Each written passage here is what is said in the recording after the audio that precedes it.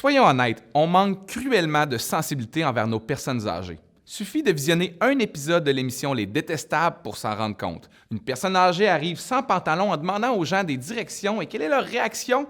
Ils partent à rire. Wow! Ils sont devant un vieux, confus, sans pantalon, qui semble pas savoir il est où, puis leur première réaction, c'est pas d'avertir les autorités, c'est de partir à rire. Ça en dit long sur comment on voit nos vieux. Bienvenue à Vérité et Conséquences. Hey! C'est moi qui dis ça d'habitude!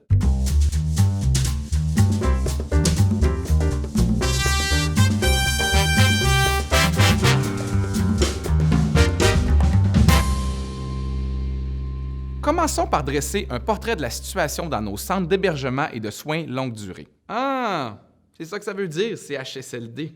Selon l'Ordre des diététistes du Québec, le prix d'un repas en CHSLD s'élève à 2,17 $, mais devrait plutôt se situer autour de 3,05 $. À titre de comparaison, un repas en prison coûte 1 $ de plus. Ouais, sauf que tu oublies de mentionner qu'une personne âgée a besoin de 1500 calories par jour contre 3000 pour un homme de 30 ans. Sauf que Régine Laurent a affirmé à Tout le monde en parle qu'en Ontario, c'est 4 fois plus, 10 $ par repas. Non. Après vérification de Radio-Canada, c'est plutôt 2,78 $ par repas en Ontario, 61 sous de plus qu'au Québec. N'empêche que la malnutrition affecte plus de 45 % des personnes en CHSLD. Là-dessus, j'ai rien à redire.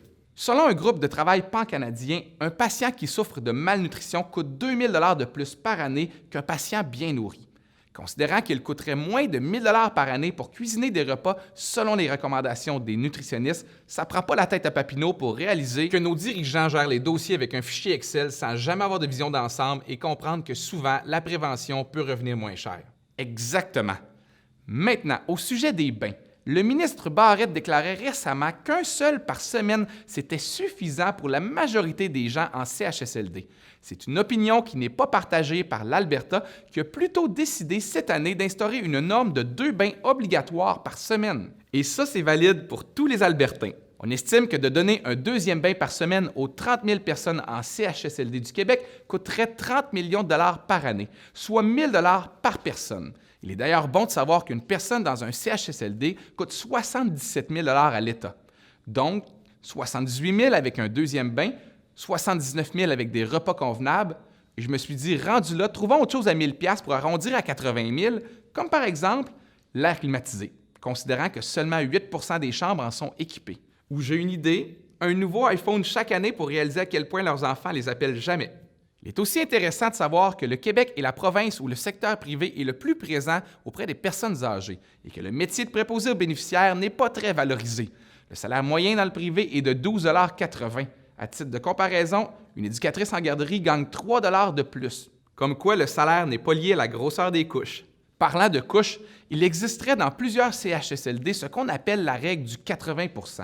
Si la couche n'est pas souillée à ce point, elle ne peut pas être changée. Et comment on fait pour savoir qu'une couche est pleine à 80 %? Ah, il y a encore de la place. Pendant qu'on discute de patates en poudre, plusieurs intervenants soulignent que le véritable problème, c'est avant tout le ratio personnel soignant par patient. Dans certaines régions du monde, comme l'Australie et certains États américains, on impose même des normes d'1 professionnel par 15 patients à la nuit. Au Québec, la nuit, il n'est pas rare de voir un professionnel avec plus de 100 résidents à sa charge. Bof, de toute façon, le Dr Barrette a parlé d'un sondage comme quoi les patients préfèrent dormir la nuit plutôt que de se faire changer leur couche. OK, mais il a été fait quand, ce sondage-là? Probablement la nuit, quand les gens préféraient dormir.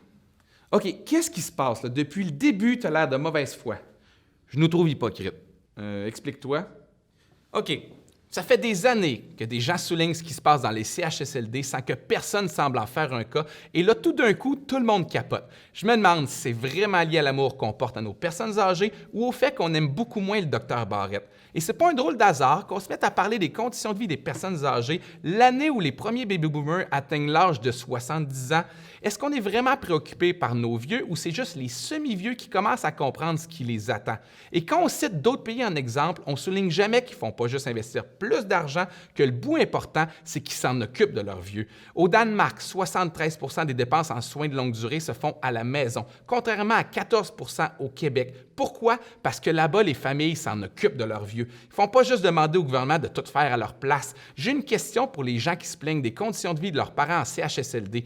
Combien ça prendrait de temps pour que tu sortes ton enfant d'une garderie si tu apprenais qu'il s'en occupe pas comme il faut? Tu n'attendrais pas une journée avant de le ramener à la maison. Mais quand c'est un vieux, on les laisse là pendant des années en se plaignant comment ça se fait que le gouvernement fait rien, parce que ça a l'air qu'à partir d'un certain âge, un vieux, ça appartient plus à sa famille, ça appartient au gouvernement. Et voilà, c'est dit. Peut-être que les personnes âgées sont en partie responsables de leur malheur. Il s'agit de les regarder voter, ils ont décidé. Peut-être pas un bain par jour, mais pas de référendum pour toujours. Une province forte dans un Canada uni, dans une couche pleine à 80 %.